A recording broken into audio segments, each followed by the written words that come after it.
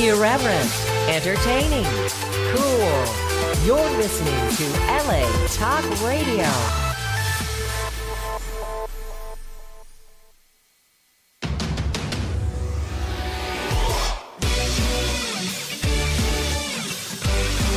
You're listening to Jenny's Real Talk on the Block with Jennifer DeVoe, only on LA Talk Radio.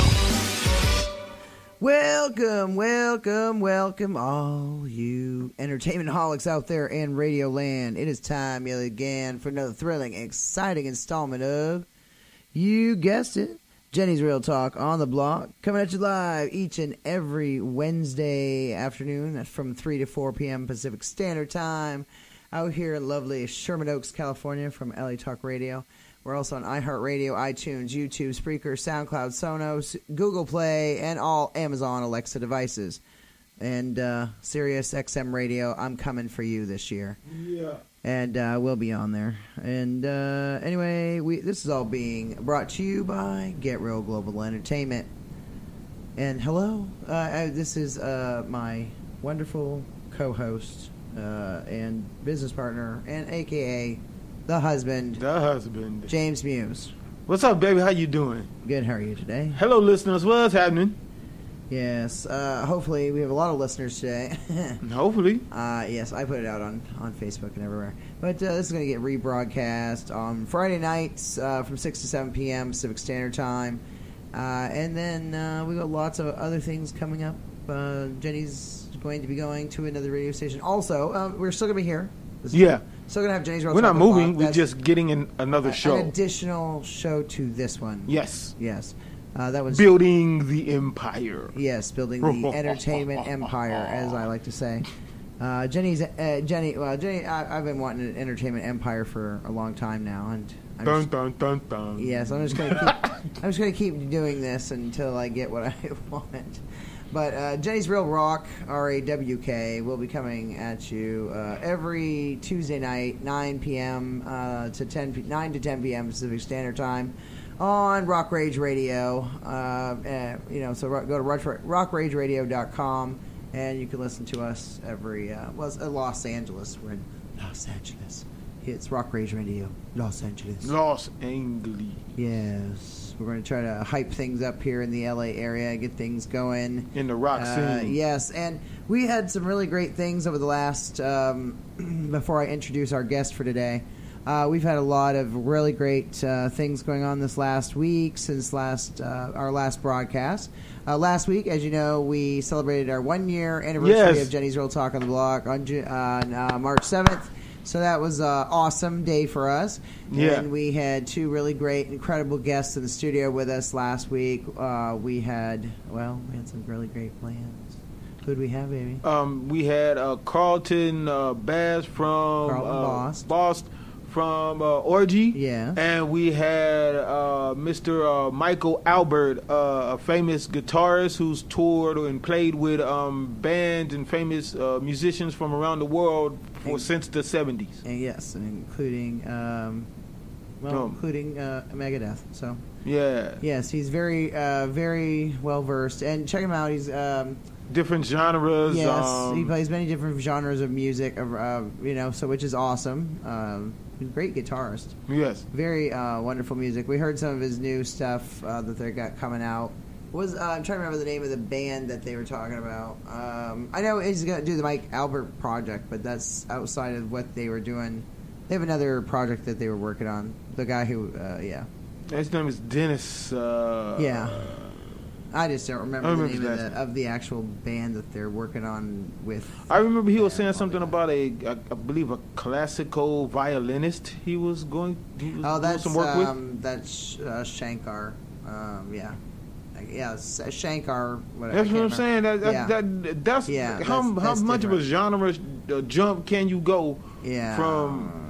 What is it, Megadeth or Motorhead or something? Megadeth. He was with Megadeth, and now he's playing the guitar with. He almost toured with the Red Hot Chili Peppers. Yeah. He almost toured with Alice Cooper. I mean, he's that good of a guitarist that he was, picked by these people to actually tour. Maybe he can switch genres. That's how great he is. That's what I'm saying. So this one genre is this great. Guy isn't, but he can multiverse. Yeah, he played with the Escovedos. Which is that's Cuban, Latin, like jazz type. Yeah, right. So that's what I'm saying. He can play a lot of different stuff. Mm-hmm. Go from regular classical, like classic rock, to heavy metal, to Latin, all kinds of different stuff. Yeah, which is awesome. We like that. So thank you guys for being on the show last week. Really appreciate it. Orgy plays at the Whiskey A Go-Go on May 11th. So go check it out. We'll be down there. I know I will be. I'm sure the husband will be. Yeah, of Pretty course. Much anywhere I go, he goes. I mean, as far as concerts go, I don't know about everything else. But not everywhere. Not everywhere, no. But yeah. But that, yes. So we'll go see them. Go come on down, hang out with Jenny's Real Talk on the Block down at the Whiskey A Go-Go on May 11th. West Hollywood. Yes, with West Hollywood. World famous. With our world famous. With our awesome friends, from Orgy. Yeah. So very nice guys. Yes, awesome guys. Love you guys. So and then check their music out. Yes, definitely. Yes, orgymusic.com. You can go find them at Orgy Music on Facebook, Twitter, and Instagram. And give a shout out to Jay Gordon, lead singer, the band's manager, which is Jay Gordon's dad, Lou Gordon. Lou Gordon. Mm-hmm. We love you, guy. Yes. Thank you for always hooking us up with awesome shows and just being you and introducing me to so many people in the industry. You're an awesome guy, and we thank you for everything that you do. So shout out to Lou Gordon from Orgy. And all the guys. We love you all. All of you. Every one of you. Including the new drummer, Rainin. Mm-hmm. I don't know if he's going to be a different style or what, we'll see. Yeah, I'm interested to see. Probably when they get together and start playing I'm more and to get to learn each other's. Yes, I'm interested to see that. Well, styles. Let's see. Last Wednesday, before the guest comes on, we're going to do this quick. Last Wednesday, we saw the Architects. Yeah, heavy metal band from the UK. At the Fonda Theater in Hollywood. Thank you to Allison Cohen of MBM Music LLC. That's Metal Bay Mayhem.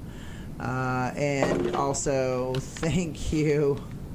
Oops. Yeah. That's the Rick Perry right there. Don't do that. Anyway, and I ain't tried to, man. Okay, that was a great concert. Yes. Really great show. Thank you to Golden Voice for that also. Just thank you to everybody involved. We love you. Yes. Thank you to the Fonda Theater. Thank you to all of you. Great show. Great concert. No offense, I couldn't really understand much of a word they said, but it was really incredible music. A lot of people were there. A lot. The place was almost sold out. The place was pretty damn packed. Yeah. They have over 800,000 fans across the world, I guess. So they're pretty damn big. They had a lot of people. Yes, I wasn't expecting something with a group you never heard of, and it's just like, wow. They brought the thunder, so that's good. Let's see, that was a great show last Wednesday night. We saw that was a great way to round out our 1 year anniversary night. So had a good time. Alcohol, pot were involved. Anyway, so that's all the time almost. Pretty much, but still, I just wanted to mention that. And then Friday night, we went to see at the Whiskey A Go-Go, which is one of our favorite venues in the entire world. Let's see, we saw Slant, which is our buddies from Slant. They've been on the show twice now. Yeah, check out that was really episodes. good. Incredible music. I love their songs. And they did a really great rendition of U2's "With or Without You." Yeah. So really great job. I love these guys. They're buddies now. They're like family. So thank you, Slant, for the great show. Thank you to Josh Lurgs, Josh Lurgner. Lurgs is what we call him. Mm-hmm. Thank you to Lurgs for the great tickets and the great show last Friday night at the Whiskey. Wasn't there a group after that? And then, of course, we went to see Alien Ant Farm. But So, all right, we've got our caller calling in. Hello, you're on the air with Jenny's Real Talk on the Blog. Yeah, hi. Is this JJ? This is Jenny. Is this Michael Priv? Oh, this is Jenny. Yes, that's me. Yes. Hi. Hello, Jenny. Yes, hi. This is our guest, Michael Priv, author of what looks to be like a really incredible book, which I really want to read, The Fifth Battalion. Hello, Michael. I liked the description Hello. of the book. Yeah, I like the description of the book. And Awesome. now I was told that you're from the Ukraine, from the Soviet. Ooh. Yes, originally, yes. And you had some interesting stories there. So wow. Desiree-Duffy of black-chateau-enterprises sent Michael over to us today. Ooh. He's awesome. Looks like a great book. You're in San Francisco now, is what I see. Yes. Okay. Yeah. And how long have you been up there? Since about 2005. Oh, okay. Oh. All right. Yeah. That's great. Yeah. And how long have you been writing books? Like, how long have you been involved in this type of a career? Well, I mean, not really a career. Maybe it will become one someday. But yeah, I've been writing since 2008. We had a crash in 2008, which was great. You know, I ended up with a lot of free time on my hands, and I started writing. And I wrote the first novel I did was Friends of Fred, which was pretty good. I mean, it's still selling. It never advertised anywhere. It's just on Amazon, but, you know, I do get some royalties now and then, amazing as it seems, you know. And what's Friends of Fred about? Tell us just briefly about Friends that of Fred. Friends of Fred is an autobiography. It's a memoir of how I left Russia and arrived to the United States, to Pittsburgh, Pennsylvania. Well, and also adventures on the way, which took about 4.5 months between leaving Russia and arriving to the U.S., which, of course, you know, I had to survive during that time in Europe with no money and no documents and all that. But anyways, then arriving here and, you know, different adventures, it's a lot of fun, actually. It's mostly humorous, even though there are some, you know, nerve-wracking experiences in there as well. Wow. Ooh. That sounds like it would be a really good book. Yeah. Wouldn't mind checking that one out as well. Yeah. Now, the new book that you've been writing looks like it's more of a sci-fi type novel, a thriller novel, not thriller, but sci-fi, right? Yes. Well, it's a thriller. It's an action thriller, Ooh, okay. sci-fi novel. Yes, it's already finished. It's released. I just finished yesterday. I finished the screenplay. I mean, it's like moving full blast. It's selling on Amazon, and now I have a screenplay. So you know, Hollywood, here I come. Wow, good. Well, congratulations. I hope you get it. Yeah. I would love to read this book. When I was reading the description of the book that Desiree sent over to me, that I posted I posted on social media. I thought it was very interesting what it was about. So it's called the book's called The Fifth Battalion, what would you say that this book is about? Well, it's about 2,000 troops of the ancient failed invasion of Earth of 5,000 years ago that were killed off here on Earth, and they're here with us, and they're reincarnating with humans into human bodies and so forth, and they've been living with us for the last 5,000 years, always trying to escape from here, and escaping is kind of difficult because this planet, according to my book, which is, of course, I'm the top authority on this subject, is a prison planet. So basically being in a prison and having certain protective screens around Earth, and the guards also who are keeping low profile so as to not to alert the population to their presence because they're not supposed to know that they're in prison and so forth. So escaping from Earth is very difficult. So this 2,000 troops, they have quite a predicament, and this entire book is about their last escape attempt from Earth, which was successful, you know, in the end, and so forth. And there is a protagonist who is a gunnery sergeant from that failed invasion by the name Norman Bolstad, who lives in San Francisco, and who is a lab clerk, basically, a chemist type thing. Oh, okay. And his girlfriend Linda. And and they played a key part in this escape. And the book is full of fights and shootouts and car chases and full-blown military operations and special forces. It's fun. It's a fun book.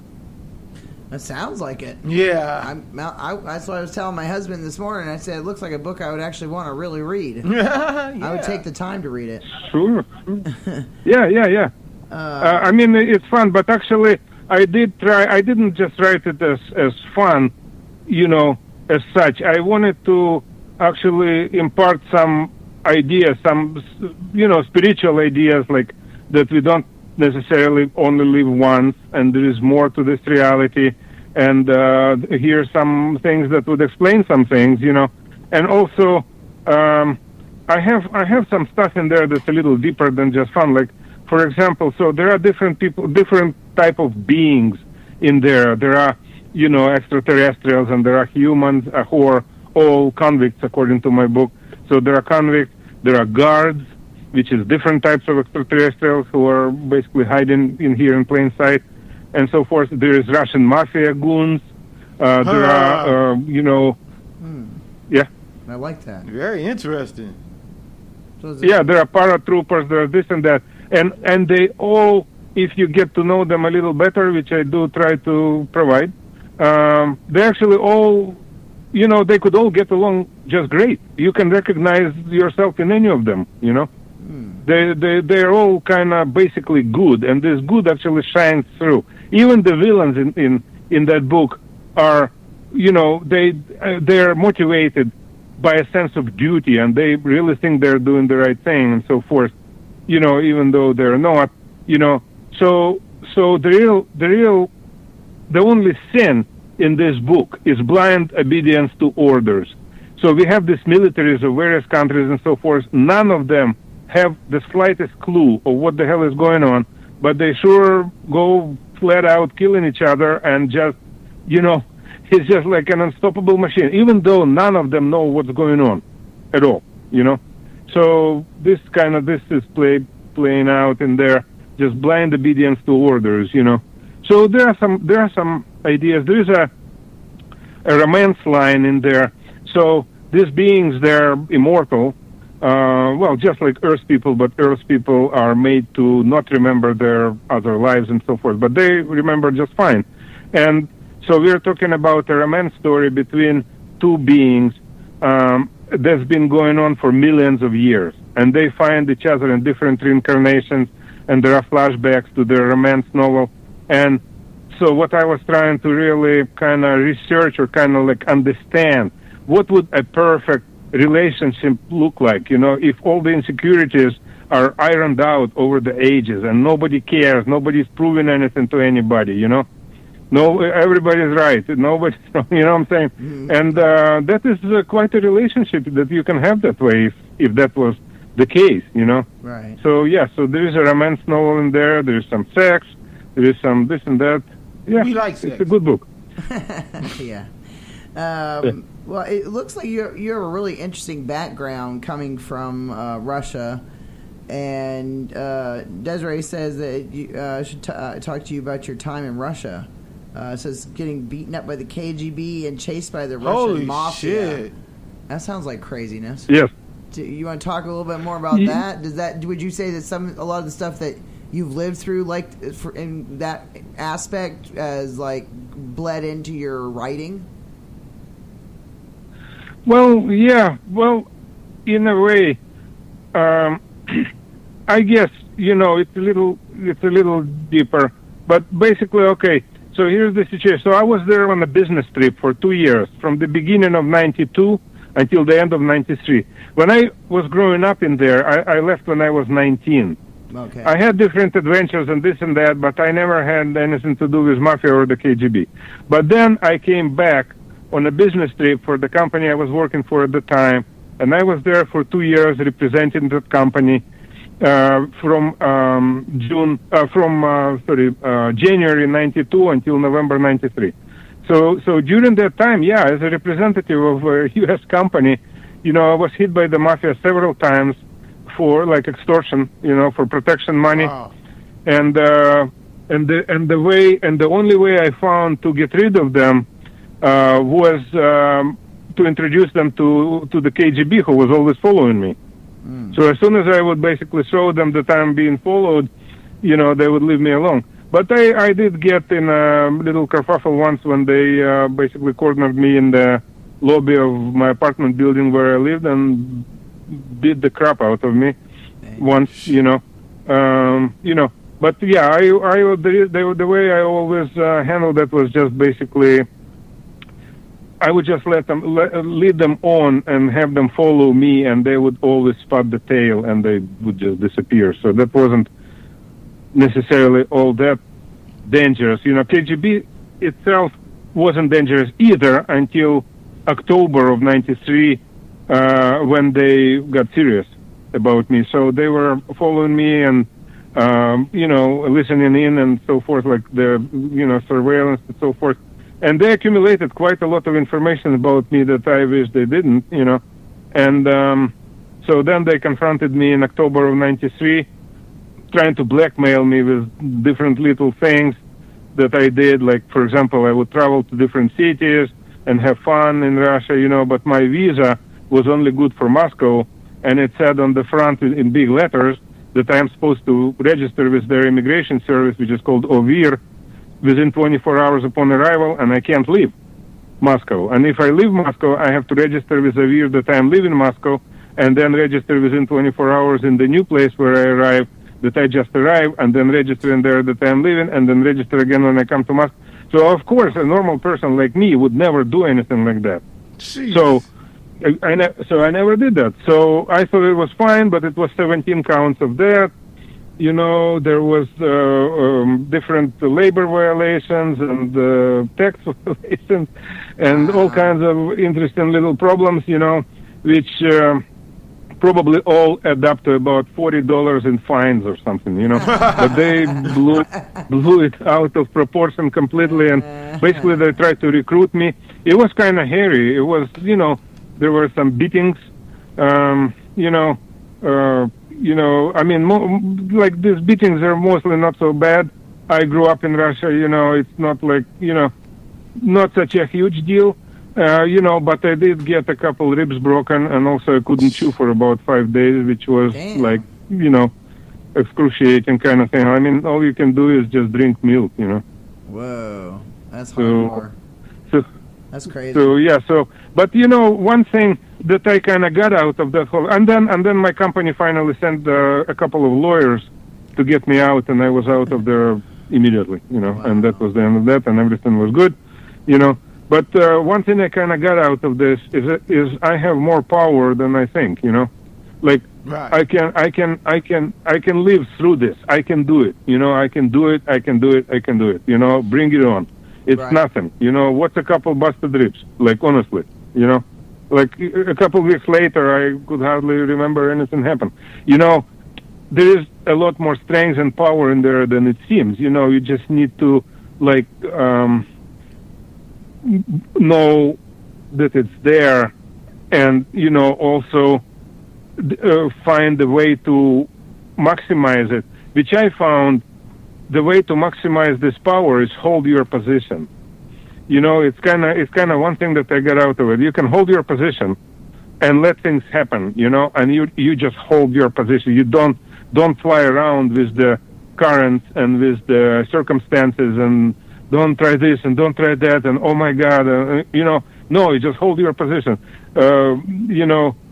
Basically, I was telling these guys, and there were up to 5 people interrogating me, anywhere between 2, between 2 to 5, and it was scary and this and that, and I always told them the exact same thing, Right. The exact same thing. I had 3 or 4 pet sentences, and I was just saying those, and that's it. And one of them was, of course, that I want the U.S., representative from the U.S. Embassy present, or I'm not talking, and that, a few threats that I was, always threatening them and stuff like that, and I was always saying the same thing, and this just by itself, that I was holding my position, I felt more powerful, Like, honestly, by the time the lawyers came and stuff like that, I was I felt more powerful than when I started with them. When I started with them, I was scared out of my mind. I was completely terrified. But then after 3 weeks of this ordeal, I actually felt I can take it, Wow. 3 weeks. That's crazy.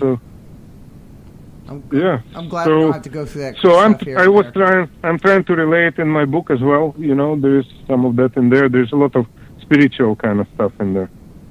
I like that, though. I mean, that you have a lot of different things going on in the book. I mean, as far as the message, as far as the characters, the premise of the book, how you have all kinds of. I like how you have all different genders, religions, ages, species from different planets, different races, all that. Just like there is here, on just even in Los Angeles, but in the world in general. But in America, we have a melting pot. We have everything here, so. I mean, I just wish we got along better. Yeah, that would just be better. Yeah, we need better leaders. That's why. Yeah, well. Yes, better leaders, but we need to have a deeper understanding that we are all the same kind of people, and we can definitely get along. Like it used to be just different races or classes and stuff. Now we have different parties. Like there is like a huge, unbelievable difference that people can't cross between Republicans and Democrats nowadays. I even heard that there is no cross marriages between Republicans and Democrats. Like out of 800 couples, there was no cross marriages, at random. Wow. Stuff like that. Well, we're the I same. understand. My husband and I are the same. I mean, we're of the same. Yeah, mind or whatever. Political views. Yeah. It just makes it easier. So I'm just saying that we have a lot in common. We could actually get along if we wanted. Yeah. Well, I mean, if people weren't so hell bent, stuck on their beliefs and like that their beliefs are the only beliefs on the planet. I mean, everybody's got different beliefs or whatever, but. I mean, there's ways to get along with other people. I mean, you don't have to be so adamant about your beliefs to where it disrupts your household, your friendships, your relationships. Yeah. Your work relationships or partnerships. You can't let it bleed into that stuff because it's just stupid. Because at the end of the day, that just doesn't mean a hill of beans to anything. Compared to everything else. Compared to all the things, compared to real things in life, like poverty, homelessness, starvation, other things. There's so many things in the world that are so much worse than what your stupid political views are. Yeah. Because in the end, we all want the same thing. Yeah, there's more things to worry about at this stage in the game than, what my personal, religious or political beliefs are. Right. And I mean, I don't. How do you view that? You've been all over the world. You've lived in different places, traveled. You've seen things. I mean, how do you feel about that? Who, me? You're asking me? Mm-hmm, yes. Yeah. Well, I feel that the most important thing in life is a game. I feel that we all want a game, and game also means conflict. So we like conflicts, we like sports, we even like wars. People hate wars, people love wars, people fight wars non-stop, and they keep hating them all the time. Right. But basically, they want conflicts, and they want somebody is wrong, somebody is right. You take this position. Sometimes we take some position just because somebody else has the opposite position, so we just want to, we want to have a game going.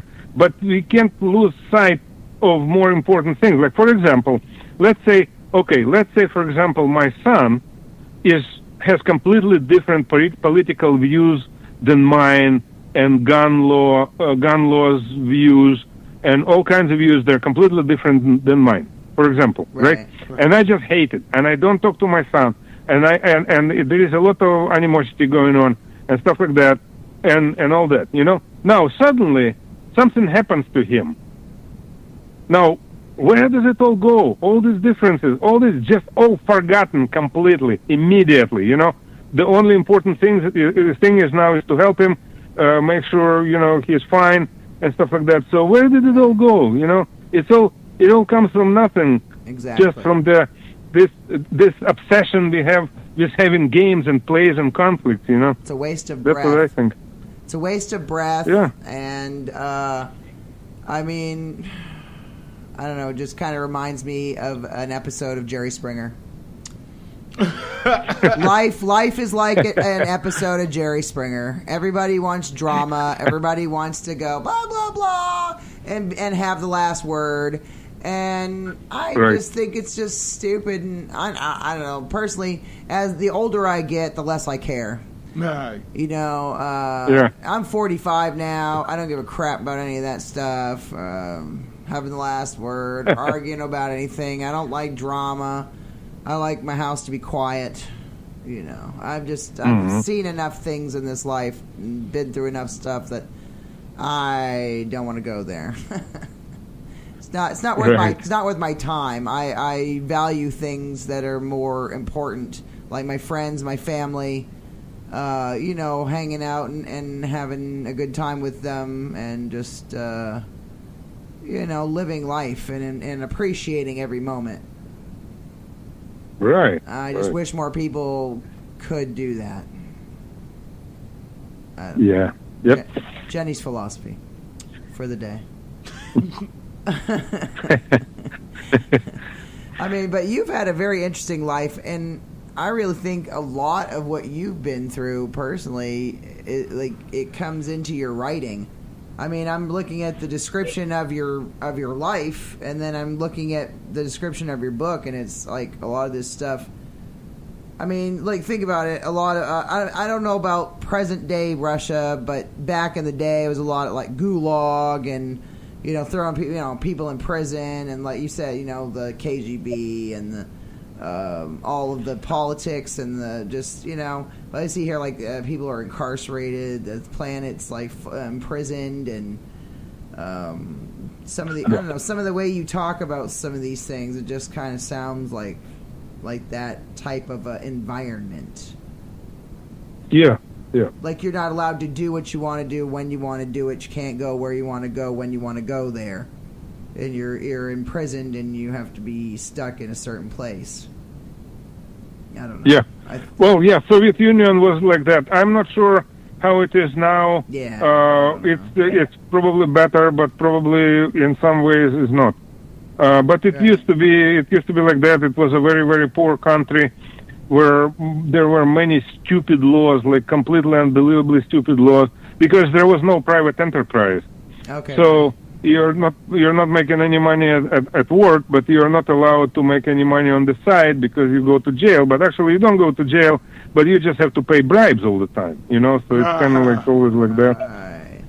So I'm always interested to hear about this kind of stuff because my son's father was Russian. Russian Jewish man, and God bless him. And his soul. I mean, he passed a long time ago, but he was a crazy man. No offense to a lot of you Russians are crazy fuckers. I just got to say that. Yeah. His mother Galina Nazarova. That woman is nuttier than I swear to God. Oh, she's crazy and passionate and like just go off on you. Oh, it's just nuts. You guys are wonderful people, but God bless you. Oh, crazy. And my son, God bless him, he got the crazy gene from me and his father. So yeah, he's double cursed. I'm Irish. We're crazy as fuck, and then you Russians. That's not a good mix. So my son got kind of fucked basically.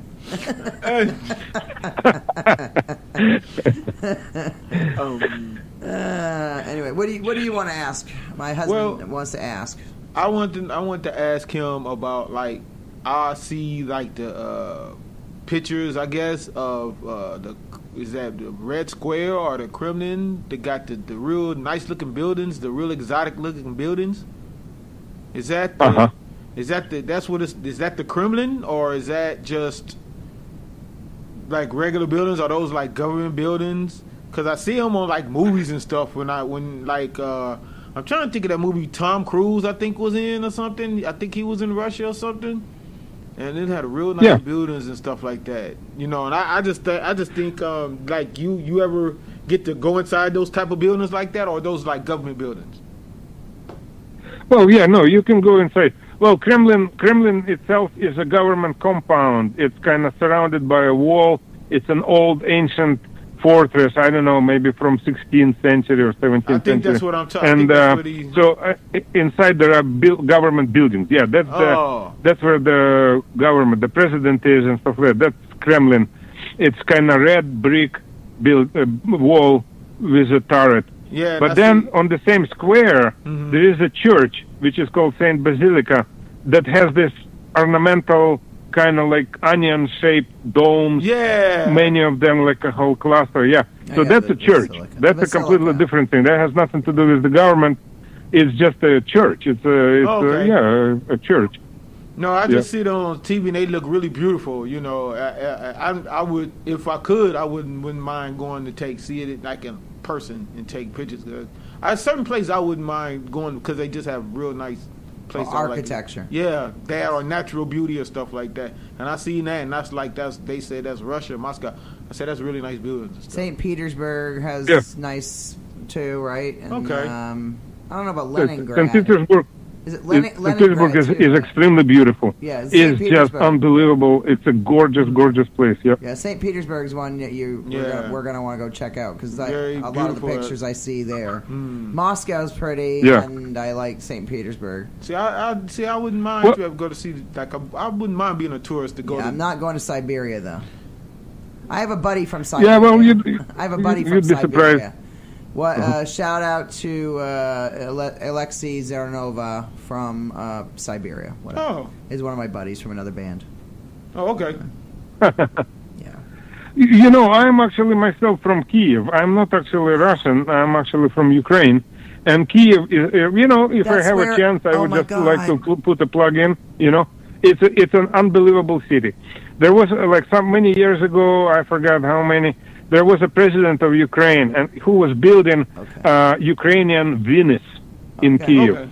So he built a ton of canals, and beautiful bridges and parks and stuff like that.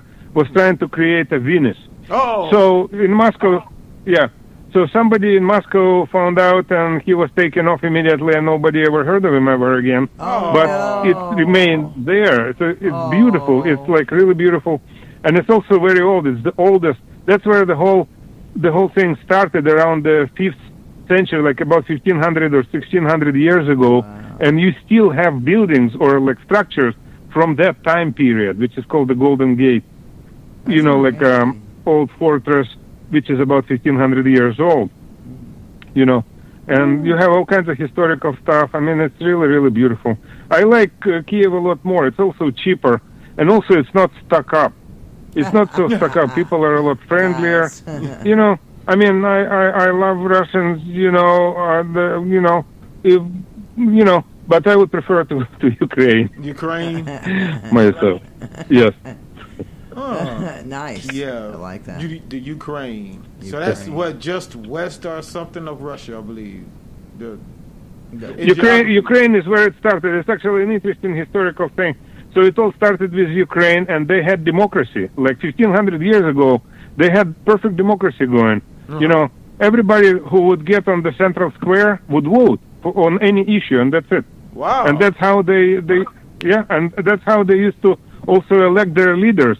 They vote somebody in the office, they vote somebody out of the office. Oh, if you were in the office and you didn't make it and they vote you out, they don't kill you, you become a second in command. So it's painless. It's okay. And it was going on for many centuries, but then they also had this very strong army, which is called Cossacks. Yes. So they had this cavalry that was protecting the trade routes, and they had a market place that was known even all the way to the Middle East. So the Arabs used to come and sell their blankets and what you call them carpets and all that. And it was a rich, prosperous place. But there was a group of people among them who kept saying that we have the strongest army around. Why don't we just conquer the neighbors and tax them? And they would just pay us taxes, and we won't have to do anything. And the assembly would get together, people would get on the central square, and they would outvote them every single time. No, we are doing fine. We don't want to have bad relations with the neighbors. We are not fighting with the neighbors. What we are pushing is trade.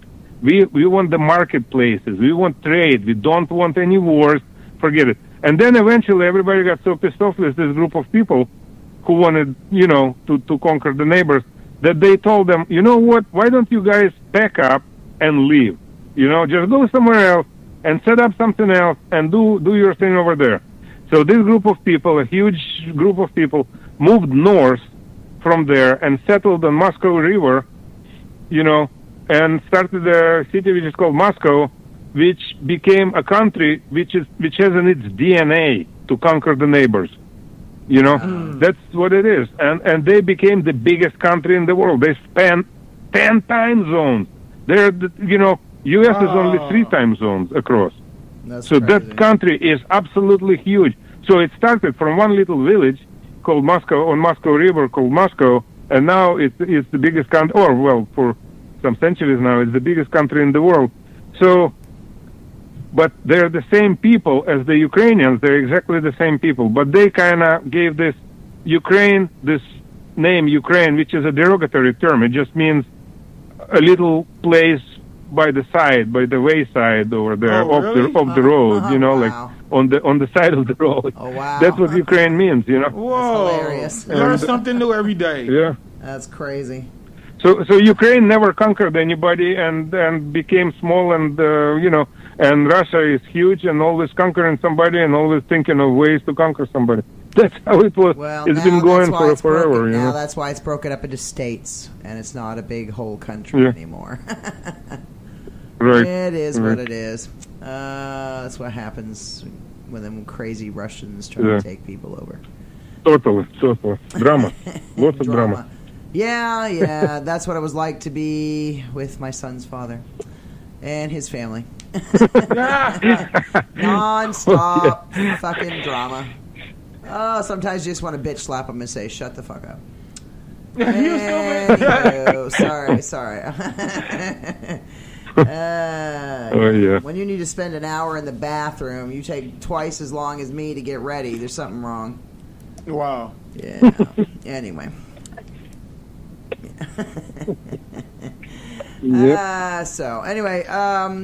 Well, we're gonna wrap it up here, but I want to talk about the 5th Battalion before we go. When is this? So this is already out on the market. Where can people buy this? Where can people find this so we can get people to go get some? Get a copy. Yeah.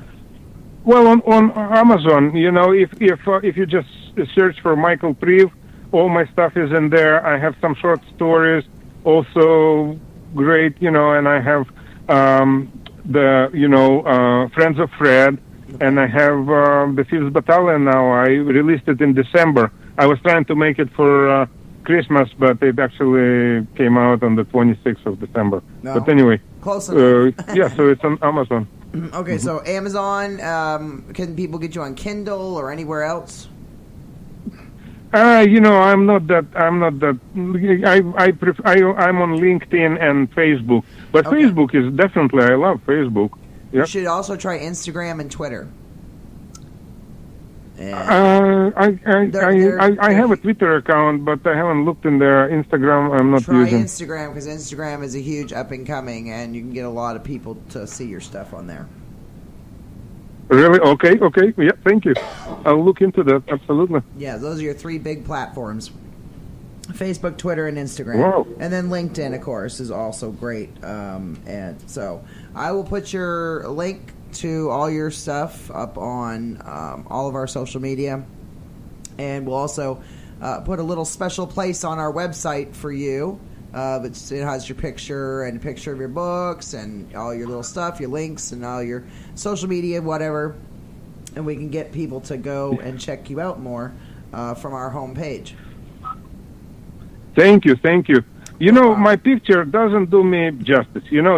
The beard is just a fly trap for the girls. I'm telling you. I have to dye it gray a couple times a week. Otherwise, the black roots are showing all the time. It's terrible. Awesome.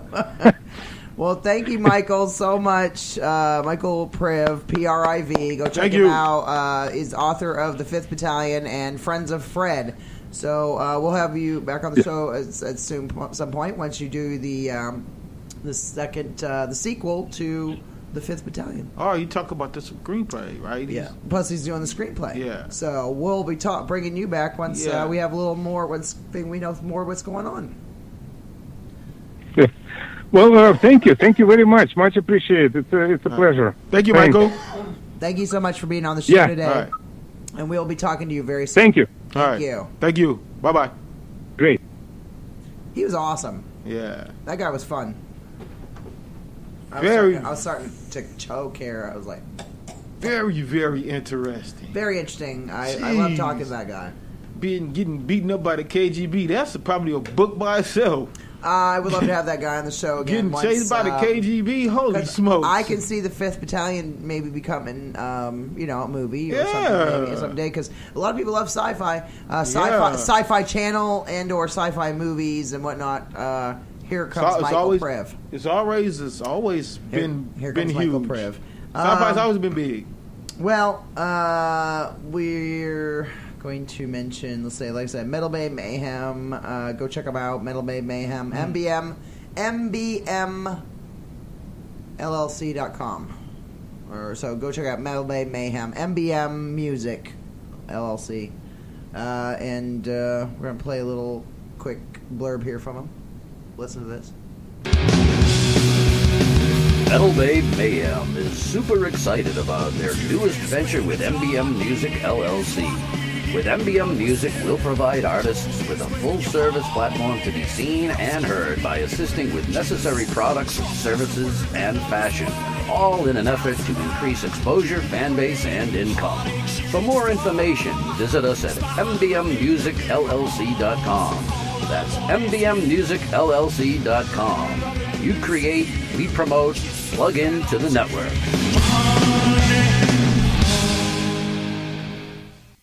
It was about Alison Cohen and Metal Bay Mayhem. And don't forget to please go check it out. Oh my God. If it's not already sold out, it probably already is, but Soul Rising. Incredible pop rock music band, 7-piece band. Michael McBay is an awesome bassist for this band. Go check it out. If it hasn't already sold out, which probably has, they are going to be opening for Wyclef Jean at the Regent Theater in downtown Los Angeles.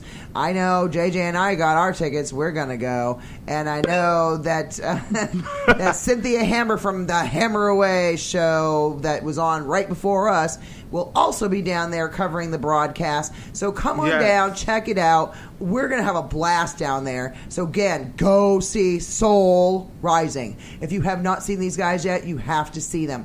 And I hope that they're going to be playing more shows really soon besides just that one. And we're going to try to get them booked some more places because I would love to do PR for them and be their manager maybe someday. But right now, Michael McVeigh is the manager. And we're going to help them get all of their stuff going more, website and social media and whatnot. But go check out Soul Rising. Again, that's Soul Rising. They are an awesome pop rock band. You're gonna go see them. They are freaking incredible. Go check them out on our on my Facebook page, Jennifer DeVoe. There's a video on there of them playing from back a couple weeks ago. Their industry showcase that they had. Really awesome. You've got to check it out. Soul Rising. They're going to be opening for Wyclef Jean Saturday, March 24th. That's Saturday, March 24th at the Regent Theater in downtown Los Angeles.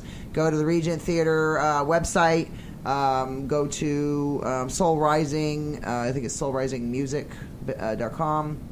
Go check them out. Soul Rising Band. Soul Rising Band. Soulrising.band.com. Go check them out. Again, shout out to Orgy from last week and Mike Albert And just shout out to all of our people, and thank you so much, Michael Priv, for being on the show today. Thank you. Desiree-Duffy of Black Chateau Publishing. Jenny's Real Talk on the Block will be covering the LA Times Festival of Books. We will be down there. We'll be hanging out with Desiree-Duffy at the black-chateau-enterprises booth at the LA Times Festival of Books. We'll be sitting down there. You'll see JJ and myself, Jenny, will be down there covering the event live from the location. We'll be on Spreaker, and that'll go out to all of our different things like SoundCloud and iTunes and Google Play and all of our stuff. But anyway, you've been listening to James Real Talk on the Block here on LA Talk Radio Channel 1, iHeartRadio, iTunes, YouTube, Spreaker, SoundCloud, Sonos, Google Play, and all Amazon Alexa devices. And we're out of here for another week. Next week, we have Billy Stevens, rock star, rock singer Billy Stevens will be here next week in studio with us. Thanks to, again, Allison Cohen of Metal Bay Mayhem and MBM Music, LLC. Go check it out. Billy Stevens, again, will be in the studios with us next week. Go check all our social media. Jenny's Real Talk on the Block on Facebook. Jenny's Real Talk on Instagram. Jenny's Real Talk on Twitter. And we're about to have our second show at another radio station. Again, we're still here. We're never leaving. We're going to be here on Wednesdays, every Wednesday, 3 to 4 p.m. Pacific Standard Time. We will be here every week unless it's a 2-hour broadcast. But we're out of here. Our second show will be Jenny's Real Rock, RAWK, on Rock Rage Radio, Los Angeles. So be prepared. All about the world of rock. So if you want to sponsor us, advertise, anything, give us a call. 818-406-1742. We need capital. Yes, we need money. Business ventures, capital. 818-406-1742. Give us a call. We will advertise your business. We'll advertise your band, your whatever you are. And we're out of here. We'll see you next week. Bye. Gotta go. Bye. Peace out.